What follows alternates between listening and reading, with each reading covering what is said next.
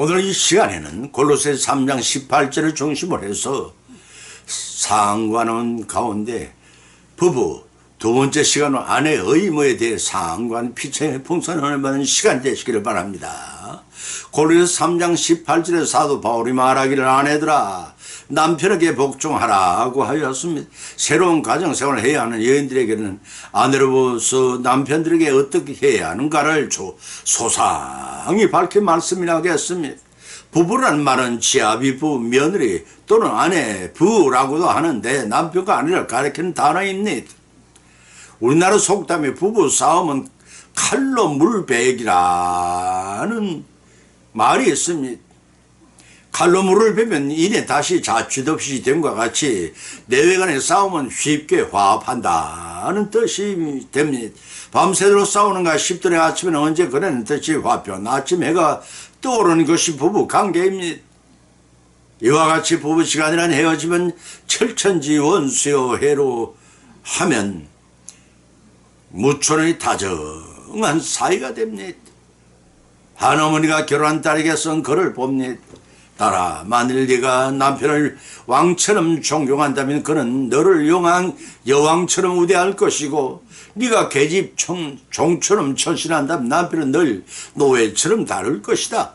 만일 네가 너무 자존심을 내세워 그에게 봉사하기를 싫어하면 그는 힘으로 너를 하녀같이 부릴 것이다. 남편의 친구를 방문하러 갈 때는 목욕도 하게 하여 몸치장을 잘해서 보리로 할 것이고 남편의 친구가 놀러올 때는 극진히 대접하도록 해라. 그렇게 하면 남편으로부터 기운을 받게 될 것이다. 언제나 가정에 마음을 쓰고 그의 소지품을 귀중히 여기라. 그럴 때 남편은 기꺼이 네 머리 위에 관을 씌워줄 것이다 라고 권면한 글을 써 보냈다고 합니다. 고대 중국의 풍습은 죽은 남편의 무덤에 풀이 많으면 결혼해도 무방한 풍습이 있다고 합니다. 어느 날 봄날 젊은 여인이 무덤 앞에 부채질을 계속하는 것이었습니다. 성묘를 나올 때 어떤 늙은이가 그 까닭을 물어봤더니 잔디가 어서 말을 하고 부채질을 한다는 것입니다. 악취라고 해야 하겠습니까? 그래도 빈방보다는 악취가 낫다고 하였습니다. 빈방의 고독이 어떠한지를 겪어보지 못한 사람은 알 수가 없는 것입니다. 서구 최근담이 말하기를 아내는 젊어서는 연인이 늙어서는 간호사가 세상의 아내라고 했습니다. 그를 남편 측에서 볼 때는 현수가 아니라고 할 것입니다. 잠언서 31장 10절을 찾아보면 기록하기를 누가 현수간 여인을 찾아 얻겠느냐 그 값은 진주보다 더하니라고 기록하고 있습니다. 오늘 이 시간에는 부부에 관한 두 번째 시간으로 아내의 의무와 아내의 순종, 아내의 사랑에 대해서 상고하는 내 피차에 성령의 감동, 감화, 역사하심의 힘입어 풍성한 은혜 받은 시간 그리고 실천을 위한 결단한 시간이 되시기를 예수 이름으로 축원드립니다. 첫 번째는 아내의 의무입니다. 본문의 말씀 창세기 3장 16절 하반절과 잠언서 31장 10절 11절을 찾아보면 너는 남편을 사모하고 남편을 너를 다스릴 것이라고 했습니다. 누가 현숙한 여인을 찾아 얻겠느냐 그 값은 진주보다 더하니라. 그런 자의 남편의 마음은 그를만 믿나니 사람이 필절지 아니하겠거든. 그런 자는 살아있는 동안에 그 남편에게 선을 행하고 악을 행치 아니하니라고 하였습니다. 이 말씀을 통해 우리는 아내 되는 여인들에게 선악과를 먹게 한 그 징벌로 남편을 사모하고 남편은 너를 다스릴 것이라 하는 것과 현숙한 아내를 얻는 것이 얼마나 고귀한가를 깨닫게 합니다. 현숙한 여인이 10대 신뢰를 살펴보면 이렇게 10가지를 기록해 볼 수가 있습니다. 첫째는 모세를 물에서 건지는 바로의 딸을 위해 친어머니 요괴시 유배가 되는 사건입니다. 출애굽기 2장 4절로 8절의 말씀입니다. 두 번째는 두 가난한 정탐꾼을 숨겨주면서 여리고성이 멸망을 따를 때 구원받은 기생 라합의 경우가 그러합니다. 여호수아서 2장 1절 21절의 말씀입니다. 세 번째는 여수인자의 군대를 일으켜 가난한 족속을 크게 격파하는 더보라가 있습니다. 사사기 4장 4절로 5장 31절의 말씀입니다. 네 번째는 이방 여인으로서 시어머니 나오미를 따라 하나님을 섬김으로 다윗의 조상에는 누시 있습니다.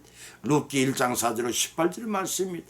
다섯 번째는 다윗에 대한 남편의 어리석은 행위로 멸망에 처한 가문을 구하는 아비가일이 있습니다.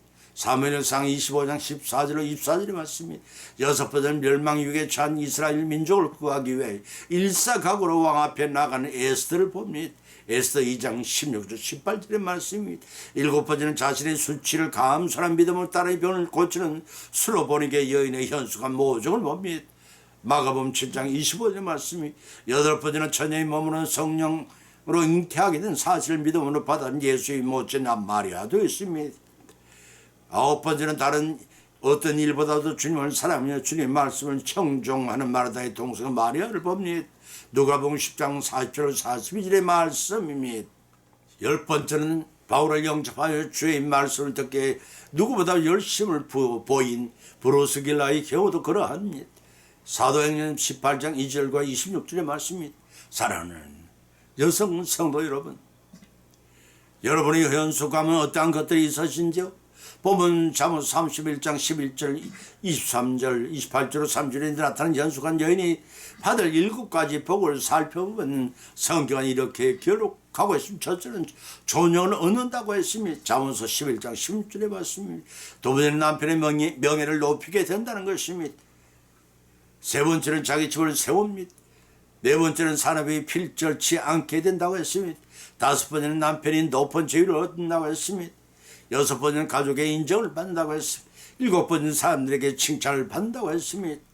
상대방의 인격이나 품성보다는 외적인 조건을 더욱 중요시하고 있습니다.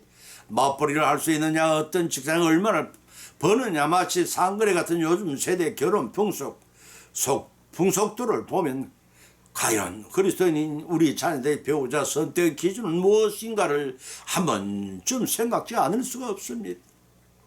사회적으로 훌륭한 저명인사들 뒤에는 그만큼 훌륭한 내주자가 숨어있는 경우가 허다합니다. 독일의 대작곡가 슈만의 경우에도 잊혀지지 않는 음악가가 되기까지 숨은 내주가 매우 컸음을 볼 수가 있습니다. 슈만은 당시에 자신의 피아노 교사였던 비커의 딸 클라라와 5년간의 열애 끝에 결혼을 하였습니다. 그의 결혼 생활이 대단히 행복한 것이었습니다. 클라라는 슈만을 희로에 빠지지 않도록 격려하였고 그로 하여금 늘 악상이 용수듬치게 했습니다. 남편의 친구가 놀러올 때는 극진히 대접하도록 해라. 그렇게 하면 남편으로부터 기움을 받게 될 것이다. 언제나 가정의 마음을 쓰고 그의 소지품을 귀중히 여기라.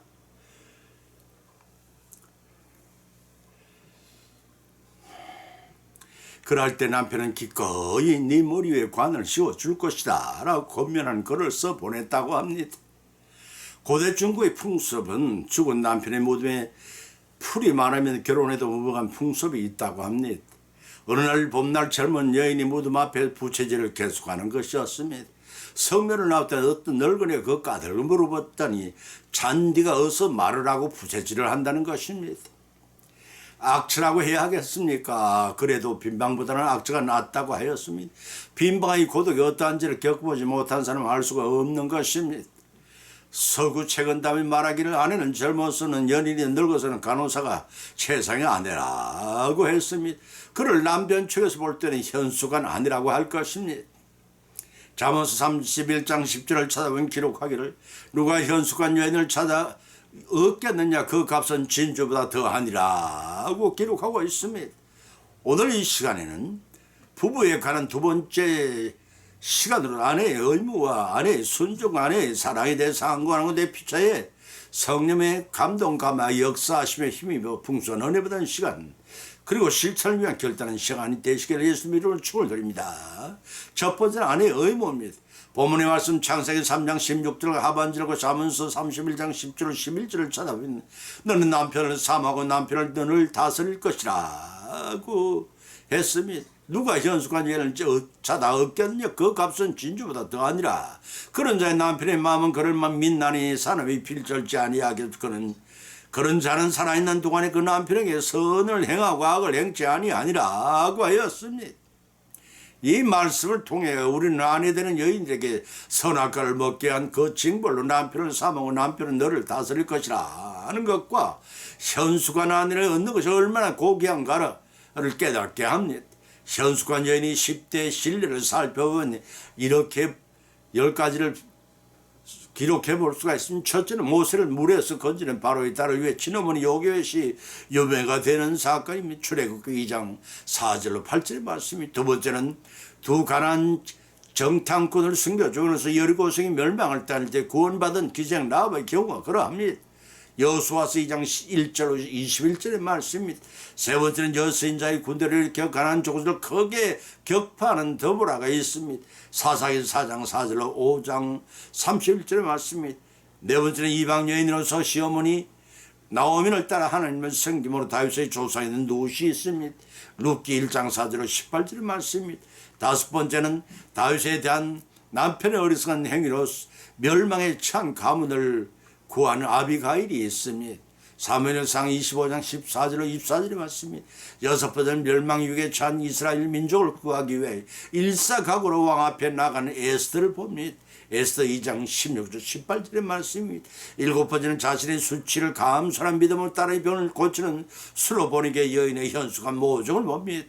마가복음 7장 25절의 말씀이.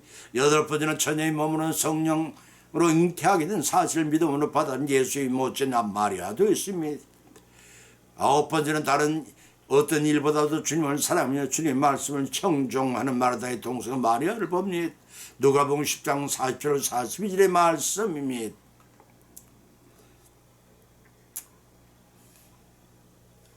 열 번째는 바울을 영접하여 주의 말씀을 듣게 누구보다 열심을 보인 브루스길라의 경우도 그러합니다.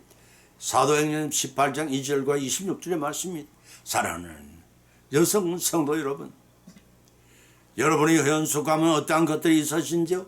보면 잠언 31장 11절 23절 28절 3절에 나타난 현숙한 여인이 받을 7가지 복을 살펴보면 성경은 이렇게 기록하고 있습니다. 첫째는 존영을 얻는다고 했습니다. 잠언서 11장 16절에 봤습니다. 두 번째는 남편의 명예를 높이게 된다는 것입니다. 세 번째는 자기 집을 세웁니다. 네 번째는 산업이 필절치 않게 된다고 했습니다. 다섯 번째는 남편이 높은 지위를 얻는다고 했습니다. 여섯 번째는 가족의 인정을 받는다고 했습니다. 일곱 번째는 사람들에게 칭찬을 받는다고 했습니다. 상대방의 인격이나 품성보다는 외적인 조건을 더욱 중요시하고 있습니다. 맞벌이를 할 수 있느냐, 어떤 직장을 얼마나 버느냐, 마치 상거래 같은 요즘 세대 결혼 풍속도를 보면 과연 그리스도인인 우리 자녀들의 배우자 선택의 기준은 무엇인가를 한 번쯤 생각지 않을 수가 없습니다. 사회적으로 훌륭한 저명인사들 뒤에는 그만큼 훌륭한 내주자가 숨어있는 경우가 허다합니다. 독일의 대작곡가 슈만의 경우에도 잊혀지지 않는 음악가가 되기까지 숨은 내주가 매우 컸음을 볼 수가 있습니다. 슈만은 당시에 자신의 피아노 교사였던 비커의 딸 클라라와 5년간의 열애 끝에 결혼을 하였습니다. 그의 결혼 생활이 대단히 행복한 것이었습니다. 클라라는 슈만을 시러에 빠지지 않도록 격려하였고 그로 하여금 늘 악상이 용수듬치게 했습니다. 실제로 슈만의 작품 중 가곡, 시인의 사랑 등 많은 교향곡과 실내악들이 그의 결혼 이후의 작품들인 것입니다. 뿐만 아니라 클라라는 여러 가지 의미에 있어서 슈만의 좋은 반려자였습니다. 슈만의 모든 힘을 잡고 힘쓸 수 있도록 훌륭한 내주를 했을 뿐 아니라 자신이 직접 그의 작품을 연주하여 세상에 알리기도 했습니다. 슈만이 죽은 후에도 베를린, 프랑크푸르트 등지에 살면 남편의 난관주작들을 연주하고 소개를 했습니다. 이와 같이 연수가 아니와 그 값이 진주보다 귀하다고 하겠습니다. 다른 가정의 남편과 비교할 주눅이 들지 말게 남편을 협조하고 분발하여 입신 출세하고 하나님을 잘 쓰는 것이 아내의 진정한 부덕이요 진정한 내조일 것입니다. 두 번째는 아내의 순종입니다. 본문의 말씀 에베소 5장 22절 24절과 디모전서 5장 14절을 쳐다보면 아내들이여 자기 남편에게 복종하기를 주께 하더라다 하라. 이는 남편이 아내의 머리됨이 그리스도께서 교회의 머리됨과 같이 그가 친히 몸의 구주시니라. 그러나 교회가 그리스도에게 하듯이 아내들도 범사에 그 남편에게 복종할지니라. 그러므로 젊은이는 시집가서 아이를 낳고 집을 다스리고 대적에 회방할 기회를 조금 두지 말기를 원하노라 하고 하였습니다. 이런 말씀들은 아내는 주로 교회가 그리스도에게 하듯 남편에게 복종하여 대적들이 해방하지 못하도록 집안 단속을 잘 하는 것이 아니 순종임을 알는 것입니다. 이 말씀들 통해서 성경 말씀 우리에게 두 가지를 제시하고 있는데 그 첫째 남편에게 복종하기를 주께 하듯 하라는 것입니다. 두 번째는 대적이 배방하지 못하라고 했지만 단속을 잘 하라는 것입니다. 그런데 오늘날 결혼 풍속들은 어떠합니까? 요지경 속이 아닐까요? 사랑보다는 자기 위를 앞세워 결혼하고 또 쉽게 헤어지기도 하는 요즘의 세대 속에서 젊은이 결혼과는 어떠하다고 여러분 생각하십니까? 부부란 하나님이 준 사랑의 관계를 깨닫고 서로 인격을 존중하며 양보하면서 그리스도와 교회의 연합처럼 하나가 되어 나가야 하지 않겠습니까? 창조주 2장 24절 참조하시기 바랍니다. 머리가 둘이 되어서는 분열이 생기고 쟁투하며 파멸하기가 십상입니다. 그래서 한 가정의 주관자가 하나이기를 본문 20절에서 권면하고 있는 것입니다. 22절에서 권면하고 있는 것입니다. 아내들이여 자기 남편에게 복종하기를 주께 하더라 라고 하였습니다. 여성이 남성보다 1등하기 때문에 아닙니다. 오히려 평등 관계임을 갈라디아서 3장 28절에 밝혀 있습니다.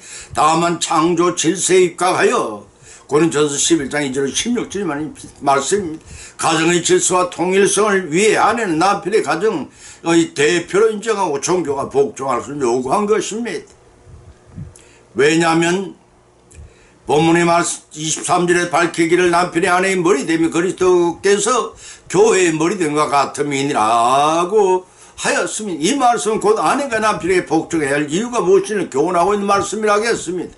이는 그리스도가 교회의 머리인 것처럼 남편은 아내의 머리가 되므로 아내는 남편에게 복종해야 한다는 것입니다. 고린도서 11장 3절의 말씀입니다. 그가 친히 몸의 구주시라 하기 때문에 본문 24절엔 교회가 그리스도에게 하듯이 아내들 범사에 그 남편에게 복종하니라고 하였습니다. 이 말씀에 떠서나 아내들이 남편에게 복종해야 할 의무를 더욱 강조하고 있습니다. 교회가 그리스도께 하듯이란 말씀은 아내가 남편에게 복종함이 하나님이 세우신 질서에 대한 자발적이고 순종적인 신앙적 차원에서 이루어져야 함을 제시해 주고 있습니다. 다시 말해서 교회에 대해 그리스도에게 복종하는 것이 강제적인 힘에 의하지 않고 감사와 믿음으로 하듯이 아내도 남편에게 복종함이 신뢰와 종교를 바탕으로 이루어져야 한다는 것입니다. 본문에서 사도 바울은 무조건 아내들이 순종하기를 바라지는 않았습니다. 그래서 본문 25절에서 남편들 아내 사랑하기를 그리스도께서 교회를 사랑하시고 위하여 자신을 주신 것 같이 하라고 또한 권면하고 있음을 여러분은 아시기 바랍니다. 아내의 사랑에 대해서 말씀드려서 본문의 말씀 디도서 2장 4절 5절을 쳐다보면 기록하기를 저들은 젊은 여자를 교훈하되 남편과 자녀를 사랑하며 건신하며 자기 남편에 복종하게 하라. 이는 하나님의 말씀에 해당받지 않게 하려 함이라고 하였습니다. 본문의 말씀처럼 아내들과 남편과 자녀를 사랑하고 건신하고 남편에게 복종하라는 것입니다. 본문 4절에 저들로 젊은 여자에게 교훈하되 그 남편과 자녀를 사랑하며라고 하였습니다. 이 말씀의 뜻은 한 가정에서 어머니나 시어머니 되는 분은 딸이나 며느리에 대하여 성경의 건강한 합당한 가르침을 베풀 뿐 아니라 스스로 모범을 보이라는 말씀입니다. 왜냐하면 실제로 딸이나 며느리가 훈련시키는 것은 늙은 어머니의 중요한 책무 중에 하나인 것이기 때문입니다. 늙은 어머니들은 중요한 책무 중에 하나인 것이기 때문에 오늘의 핵심적인 말씀 남편과 자녀를 사랑하며라는 말씀이 있습니다. 시대와 관계없이 최우선을 강조되어야 할 점은 남편과 자녀를 사랑하는 일입니다. 그렇지 않을 때 자녀의 교육이 제대로 될 리가 없고 온 가족이 화목하고 화합할 수가 없습니다. 따라서 잠언 14장 1절의 본기자는 무릇 죄로운 여인은 거짓을 세우되 미련한 여인은 자기 손으로 그것을 허느니라고 교훈하고 있습니다. 교회에 다니는 많은 여성들이 교회를 한다는 핑계로 집안일에 소홀히 한다는 것을 종종 보고 듣게 됩니다. 그러나 집안일을 충실하지 못한 자가 어찌 교회 일에 충실하겠으며 또한 교회 일에 충실한다고 한들 그것이 과연 덕스럽겠습니까? 젊은 아내뿐 아니라 우리에게도 혹시 이런 모습이 있는 것은 아닌지 돌이켜봐야 할 것입니다. 덕스럽지 못한 행동으로 내 가정과 친족과 이웃에 대한 전도의 문을 더욱 닫게 만드는 것이 아닌지를 돌이켜봐야 할 것입니다. 명절을 맞이해 흩어져 살던 자녀들이 부모의 집에 모이게 됐을 때 일입니다. 식사를 마치고 이런저런 이야기를 재미있게 하던 중 누구의 손이 가장 예쁜가에 관심이 모여지게 되었습니다. 그런데 너나 알 것을 자기 손이 제일 예쁘다는 것입니다. 그래서 각자의 손을 다 내밀어 보인 후 투표를 해서 가장 아름다운 손을 선정하기로 했습니다. 이에 따라 큰딸로부터 막내까지 매니큐어를 바른 길고 고운 자기의 손을 자랑스럽게 내다 보였습니다. 자, 이제 어머니 손도 보여주세요. 모든 자녀의 어리광을 버리다 어머니께 말했습니다. 그러자 어머니는 웃으면서 말했습니다. 얘들아, 내 손은 늙어서 죽으라고 볼품이 없이 흉해서 너희들의 손과는 비교를 할 수가 없지 않겠니? 나는 그만 빼려무나. 그래도 자녀들이 자꾸 하는 어머니를 졸라 하는 수 없이 자기의 손을 내밀었습니다. 자녀들 앞에 드러낸 손은 등은 죽을하고 거칠어진 소마디하며 달아 없어진 손톱에 물집이 잡혔거나 굳은 살이 박힌 손바닥이며 몹시 흉한 손이었습니다. 자녀들이 기름지고 매끄럽고 고운 손과는 너무나 동떨어져 딸들은 일순 고개를 떨고 외면해버리고 말았습니다. 터져 나오는 눈물을 억지로 참는 모습들이 역력했습니다. 그때 침을 깨뜨리고 하시던 아버지가 조용히 입을 여셨으면 잘들 보아라. 이게 너희 어머니의 손이다. 너희들을 가르치기 위해 온갖 고생을 당한 손이란다. 너희들 먹이고 입히기 위해 헌신한 사랑의 손. 저 손 마디마디에 맺힌 어머니의 사랑을 너희들을 외면해서는 아니 된다. 아버지의 말을 들은 자녀들은 울며 투표를 진행시켜 나갔습니다. 투표용지 하나하나를 펼 때마다 한결같이 적혀 있는 것은 이 세상에서 가장 아름다운 손은 어머니의 손이라고 기록되어 있어서 그렇습니다. 남편과 자녀를 사랑하며 집안일을 해온 어머니의 손만큼 아름다운 손은 없을 것입니다. 우리 모두 그 아름다운 사랑의 손을 자녀들에게 물려주시는 연수가 나네요. 어머니가 되시길 예수님의 이름으로 간절히 축원드립니다. 결론을 맺습니다. 오늘의 본 말씀은 상고에 나오는데 비참 믿음의 은혜를 받았고 또한 세 가지 교훈을 받은 줄 압니다. 첫 번째는 부부생활이 중에서 아내의 의무는 진주처럼 연속한 가운데 남편에게 선행할 방정 악행하지 않는다는 것이었습니다. 두 번째는 부부생활 중에 하나는 순종하라는 것입니다. 남편이 죽게 하던 순종하고 대적에 해방할 기회를 주지 말라는 것입니다. 세 번째는 부부생활 중에서 아내는 하라는 것입니다. 그 남편과 그 자녀를 사랑하여 헌신하며 회용받지 않도록 하라는 것입니다. 이러한 교훈의 말씀 받은 것으로 거치지 말고 우리 실생활이 가운데 실천하라는 것입니다. 그래야 풍성한 결실을 거두어 하나님께 영광을 돌리는 가장 성경적인 모범인 부부생활을 하라는 것입니다. 그런 부부생활을 주님의 이름으로 저 천성날까 가는 날까지 이루어서 하나님께 영광을 돌리는 저와 여러분의 가정이 되시기를 주님의 이름으로 간절히 축원을 드립니다. 찬송가 559장을 올리겠습니다.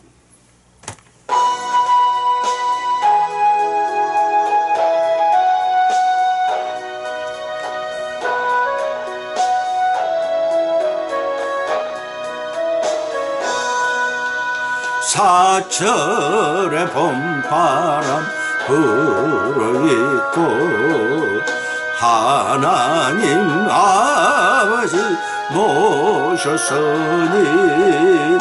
믿음의 반석도 든든하자 우리 집 즐거운 동산이라 고마워라 임마누엘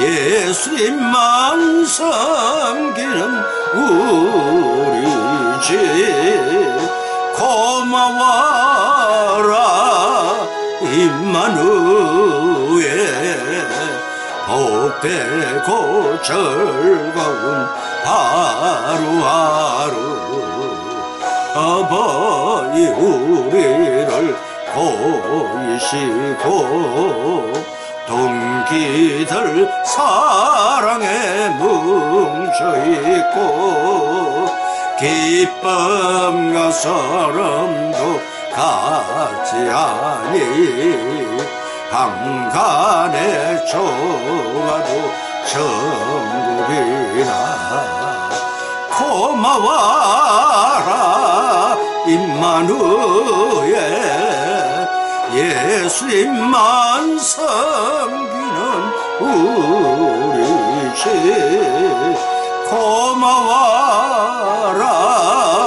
임마누엘 복되고 즐거운 하루하루